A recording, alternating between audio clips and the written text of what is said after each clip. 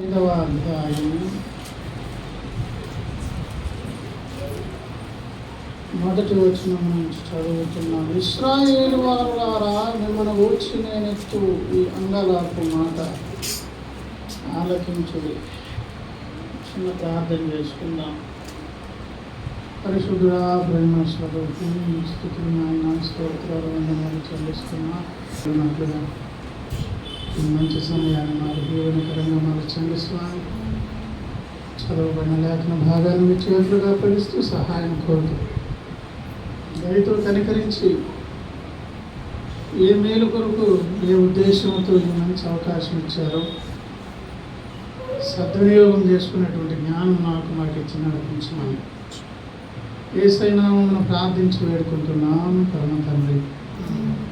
ఆమేన్. దేవుని స్తోత్రం. ప్రియమైనటువంటి దేవుని బిడ్డలారా, దేవుని సన్నిధిలో చదువుకున్న లేఖన భాగాన్ని గమనించినట్లయితే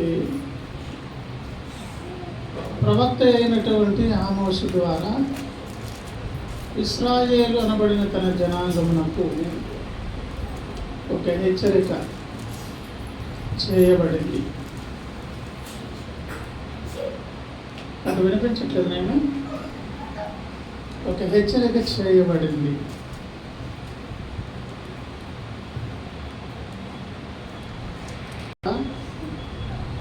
జనాంగము భూమి మీద ఉన్నది. అక్షరార్థంగా వారి జీవితాలలో జరిగినటువంటి చరిత్ర కూడా ఇదివరకే బైబిల్ గ్రంథంలో రాయబడి ఉన్నది. వారి గత కాలపు అనుభవాలు, ప్రస్తుతం జరిగే స్థితిగతులు, భవిష్యత్తులో జరగబోయేవి, ఉండబోయేవి, ఇవన్నిటిని గురించి ఇశ్రాయేలు జనాంగం గురించి దేవుడు లేఖనములు వాటన్నిటిని రాయించడం జరిగింది.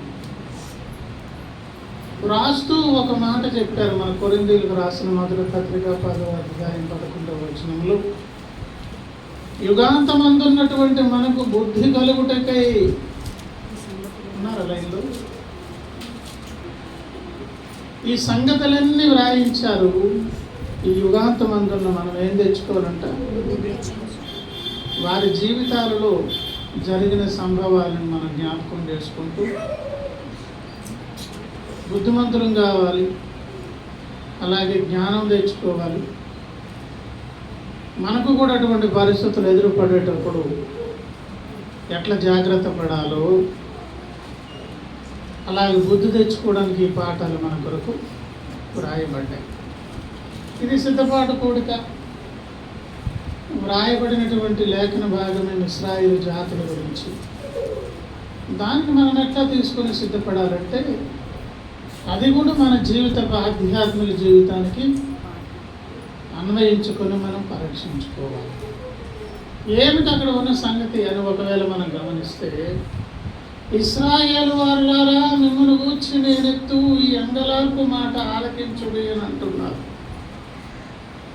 ఇశ్రాయేలుని గురించి దేవుడు ఒక మాట పలికారంట, ప్రవక్త ద్వారా పలికించారు.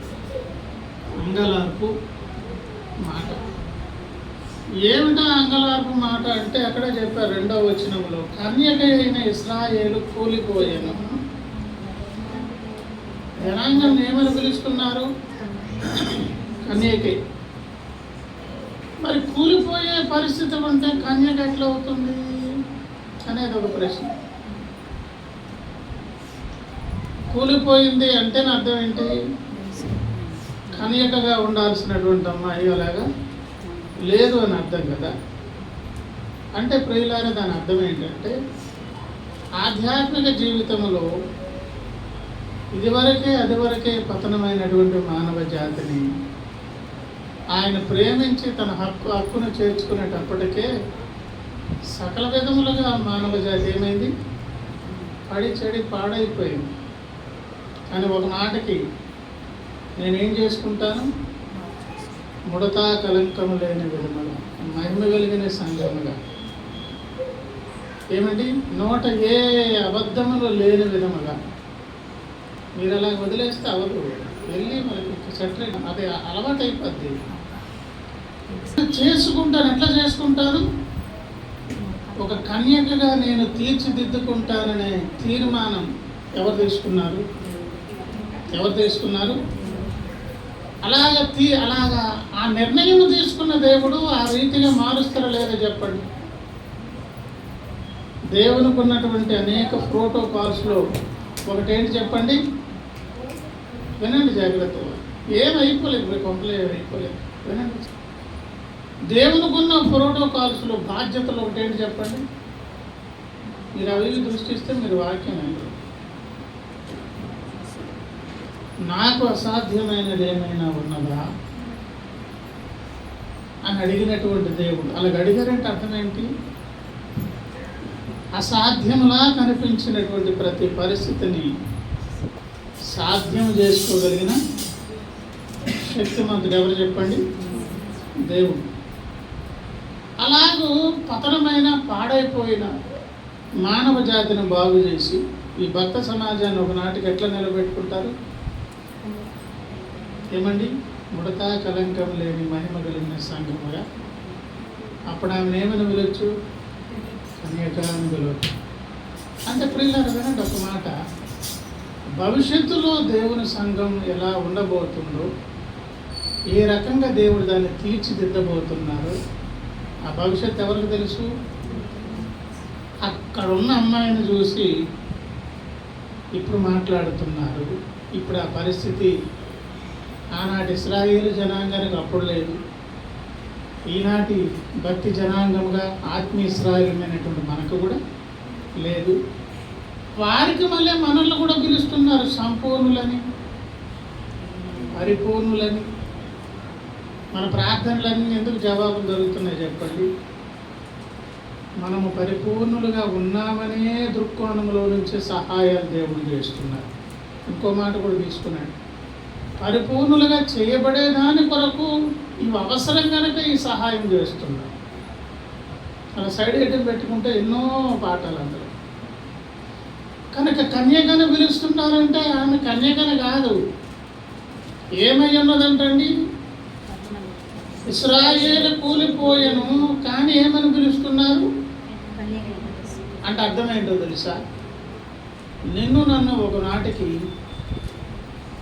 ఏ కలంకము లేని కన్యకగా తన ముందు నిర్మాణం చేసుకోవాలని ఆశతో మన మీద ఆయన పనిచేస్తున్నారు దేవుని స్తోత్రం.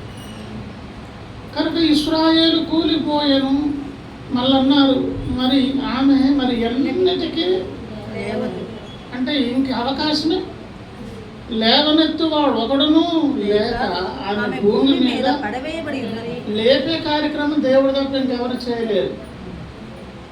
ఆయన చేయ కూడా దాటిపోయింది. ఇంక అవకాశమే మరి అన్నిటికీ లేవదు అనే ఒక పరిస్థితి అక్కడ ఏర్పడింది. అంటే అటువంటి ప్రమాదకరమైన పరిస్థితికి ఎవరు వెళ్ళిపోయారు? దేవుని జనాంగం. లేపాల్సిన దేవుడు చేయవదించారు. ఇంకా వేరే అవకాశాలు ఇక్కడ ఎక్కడ ఉన్నావంటే విశ్వంలో ఇంకెక్కడ అవకాశాలు లేవు. అటువంటి పరిస్థితుల్లో ఆమెను ఏమని పిలవాలి? కూలిపోయింది, నేలపాలయ్యింది, ఇంకంతే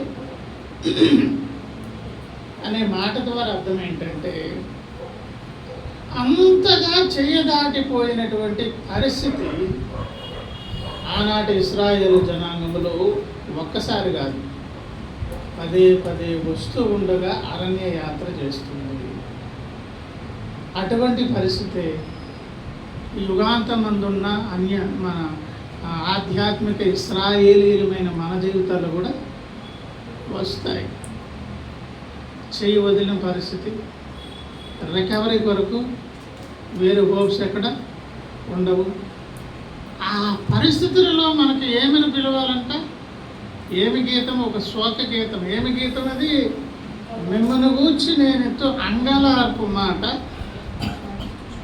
అంటే అంగలార్చి అవకాశం లేని ఒక పరిస్థితి ఉన్నప్పుడు సహితము దేవుడు తన సందేశాన్ని పంపిస్తున్నారంటే అర్థం ఏంటో తెలుసా? అంత చెయ్యి దాటిపోయినటువంటి పరిస్థితిలో కూడా ఒక భక్తుడు ముందుకు వెళ్ళిపోయిన దేవుని దీర్ఘశాంతం ఇంకా కనిపెడుతూ ఇంకేదైనా అద్భుతం, ఏదైనా ఆశ్చర్యకార్యం, ఏదైనా ఒక మహత్కార్యం చేయాలని ఎవరు ఆశపడుతున్నారు? పరిస్థితి ఇశ్రాయేలు జనాంగం గురించి చెప్పి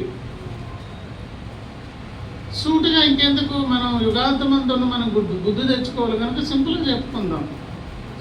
వారు నడిచిన మార్గంలోనే మనం వెళ్తున్నాం. వారికి ఎదురైన సందర్భాలు సంభవాలే మనకు ఎదురవుతున్నాయి. మనం కూడా పదే పదే దేవుడిని ఏం చేస్తున్నాం?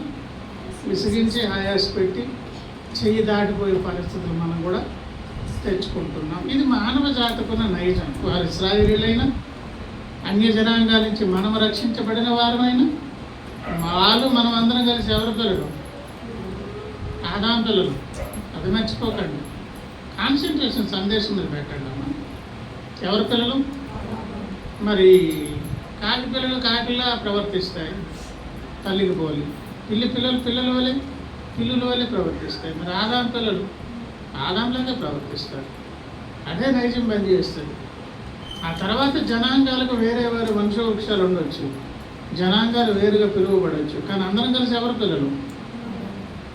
కనుక మనకు కూడా ఇటువంటి పరిస్థితి. మన సంగతి చెప్పి ఇప్పుడు తాను దేవుడు పరిచయం చేసుకుంటున్నారు. ఏమని? 8వ వచనం నుంచి, ఆయన సప్తఋషి నక్షత్రములను మృగశీర్ష నక్షత్రములను సృష్టించిన వాడు. ఈ మాట మనము ఎక్స్ప్లెయిన్ చేయడం ఇప్పుడు అవదు, కానీ విశ్వలోకాల్లో జరిగినటువంటి అక్కడ ఉన్నటువంటి సందర్భాలలో జరిగినటువంటి ఆ దేవుని మీద తిరుగుబాటు ధోరణితో కూడినటువంటి సంభవాలను దేవుడు పట్టించుకునేటువంటి సందర్భాన్ని ఇక్కడ చెప్తున్నారనమాట. ఆయన ఏం చేశాను? సప్తఋషి నక్షత్రములను మృగశీర్ష నక్షత్రములను అంటే సృజించిన దేవుడు. తర్వాత నక్షత్ర మండలాలలో ఉన్నటువంటి వారు కొంతమంది అవిధేయులైనప్పుడు ఆ మండలాలనే దేవుడు బంధించిన సందర్భాలు. ఏమండి? కొన్ని వాడికి ఓట్లు వేసాయి. ఇవన్నీ విశ్వ చరిత్ర. మొత్తానికైతే విశ్వమంతటిని సృజించిన దేవుడు అని పరిచయం చేసుకుంటూ తనేంటో చెప్తున్నారు. కారు చీకటిని ఉదయముగా మార్చువాడు, పగటిని రాత్రి చీకటి వలె మార్పు చేయవాడు, సముద్ర జలములను పిలిచి వాటిని భూమి మీద వదిలి పారజేయవాడు. ఆయన పేరు యెహోవా. ఎందుకు ఈ పరిచయం? ఇప్పుడు తాను నిజానికి నువ్వు చేయి దాటిపోయిన పరిస్థితి నీది. నువ్వు చేయి దాటిపోయావు. అయినా కూడా అటువంటి పరిస్థితుల్లో కూడా నేను ఏదైనా చేయ సమర్థుడునని దేవుడు తను పరిచయం చేస్తూ అటువంటి దేవుని దగ్గర మనం ఉన్నాం. అంటే ప్రియులారా, ఈ ఒప్పుకోలని సిద్ధపాటు దినమే కాదు, ఇంకెప్పుడైనా సరే మనం కొద్దిగా జారిపోయామా, మొత్తం జారిపోయామా, లేకపోతే మధ్యస్థంగా జారిపోయామా, ఏ రకంగా మనం దేవుణ్ణి విశ్లేషించి ఆయాస పెట్టామనేది మనకు తెలుసు. మన బ్రతుకు మనకు తెలియదు, మన సంగతి మనకు తెలియదు. తెలిసినప్పుడు న్యాయముగా మీరు ఆలోచన చేయండి అని మన వైపు న్యాయంగా ఆయన తన తీర్పు ప్రకటిస్తున్నారు. ఇంక చేయదాటిపోయింది, ఇంక లేదు, హోప్స్ లేదు, అవకాశం లేదు. ఇంకా నేలను అంటుకుని ఉండడమే. మీకు ఇంకా వేరే అవకాశాలు లేవు. చేయాల్సిన నేను కూడా వదిలేస్తే ఇంక అంతే సంగతి. అయినా కూడా నేను ఎట్లాంటి దేవుడిని ఆయన పరిచయం చేసుకున్నారు?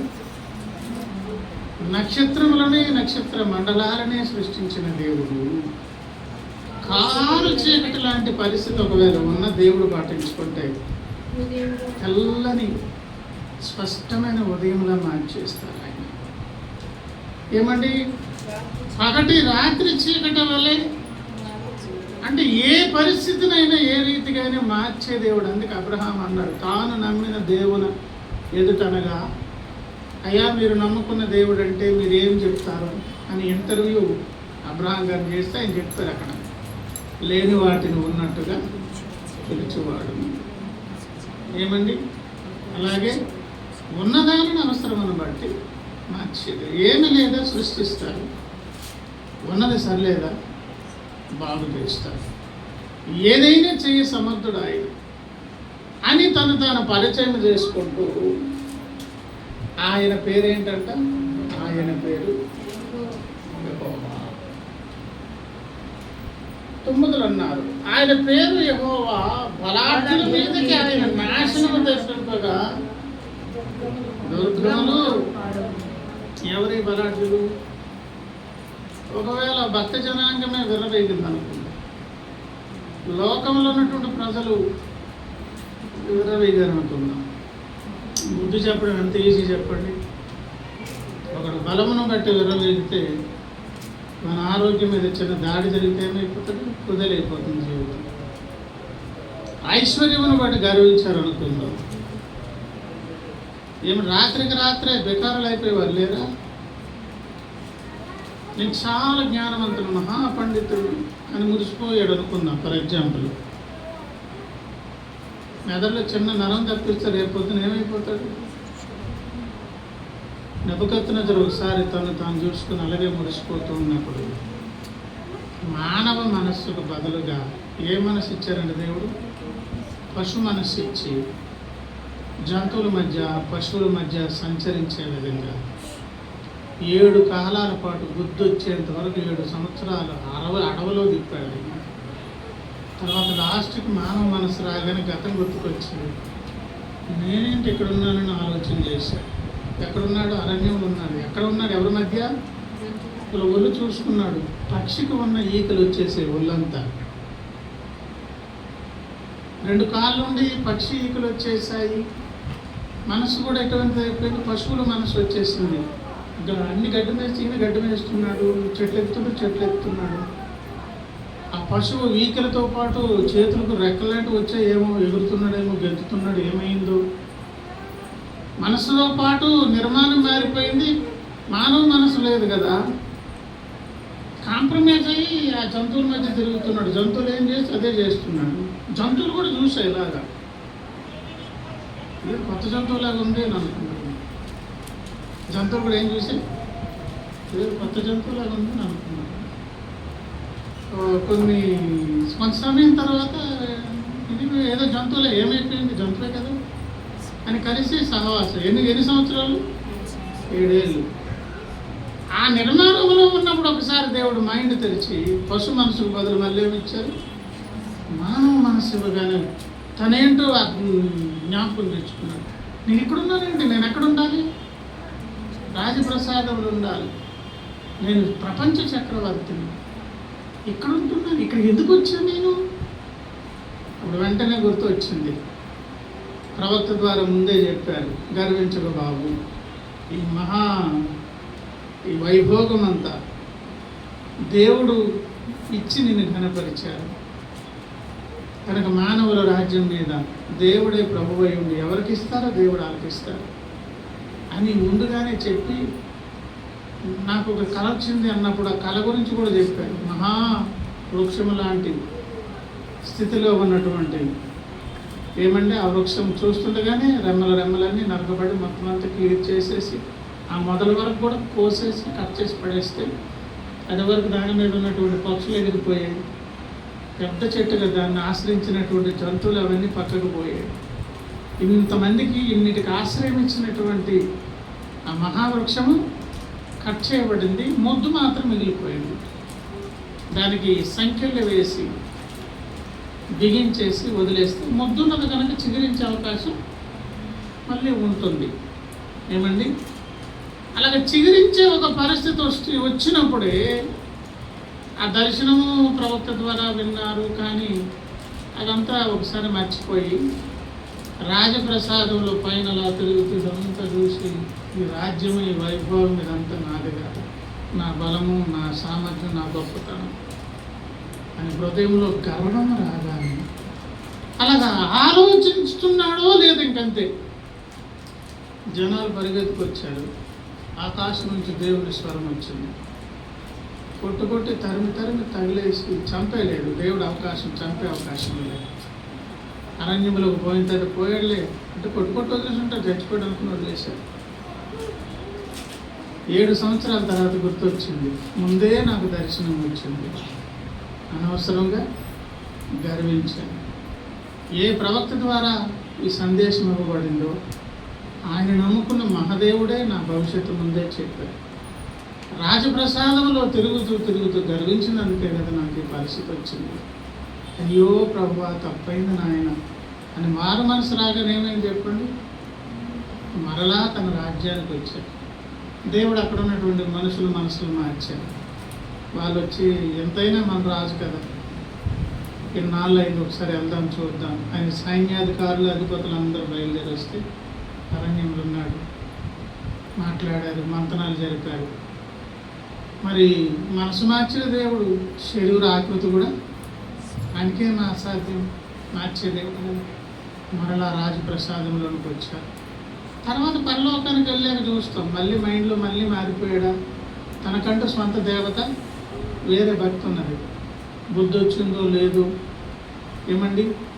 మరి ఇలాంటి వ్యక్తులందరూ కూడా రేపు తీర్పులో మనకు పరదేశంలో కనిపిస్తేనేమో, లేకపోతే మేఘాల మీద వేసి వచ్చినప్పుడు వెళ్ళేటప్పుడు చూస్తే అక్కడ ఉంటేనేమో ఆ మారు మనసు పనిచేసినారు, లేదంటే మరలా ఏమో దేవుడి సంకల్పంలో ఉంటే వస్తాయి. మెట్టుకైతే దేవుడు తలుచుకుంటే ఏదైనా సమర్థులు అని పరిచయం చేస్తూ అవకాశం లేని సందర్భంలో కూడా దేవుడు నీకు నాకేమిస్తున్నారు, అవకాశం ఇస్తున్నారు. దేవుని స్తోత్రం.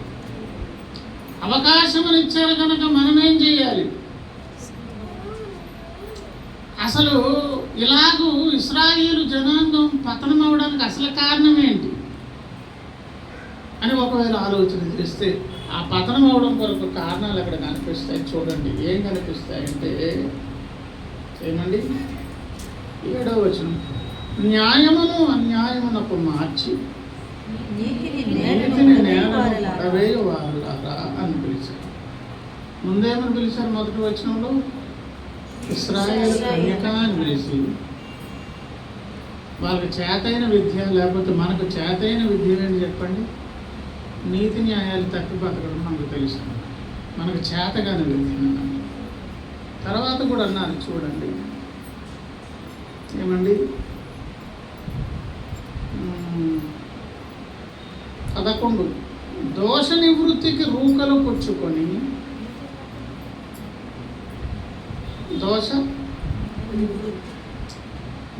ఏదైనా జరిగితే డబ్బులు ఇస్తే పోతాయా?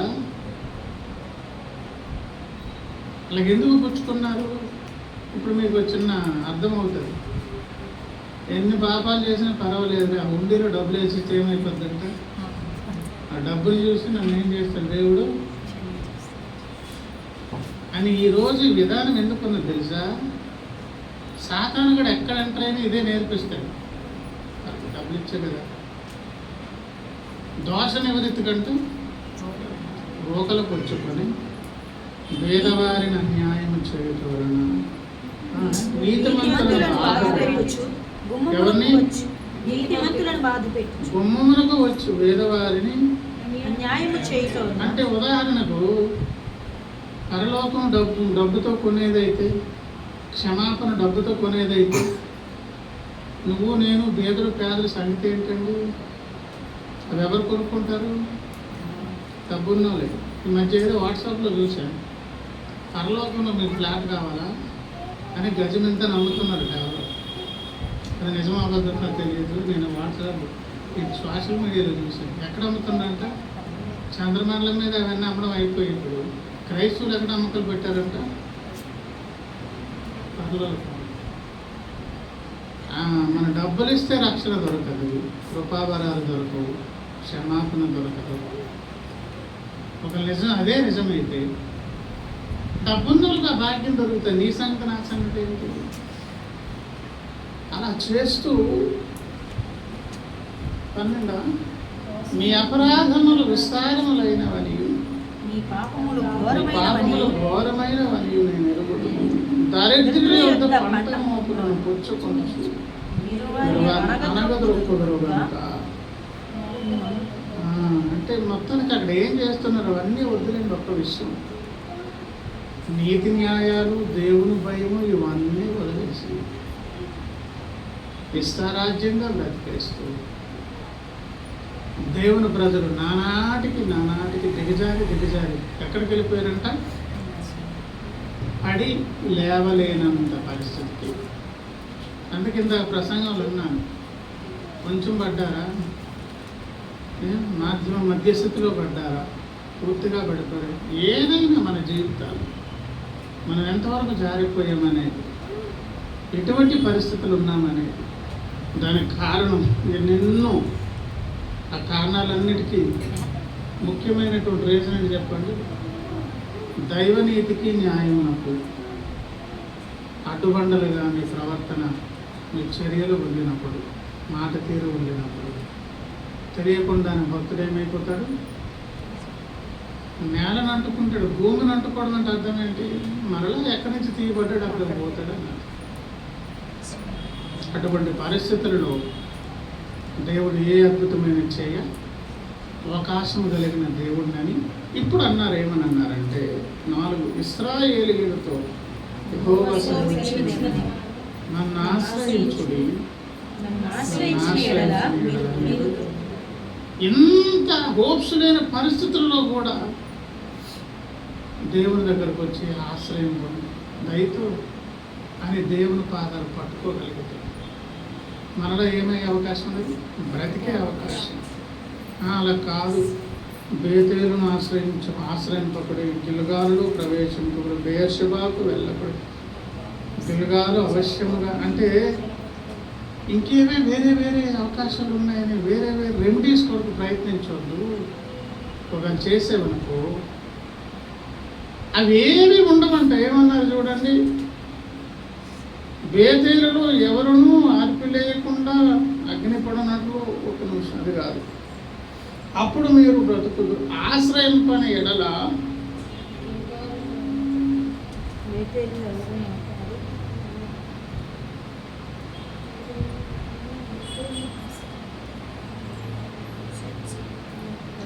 సరే వినండి ఒకసారి, దానికి చిన్న జాయింట్ ఇస్తాను.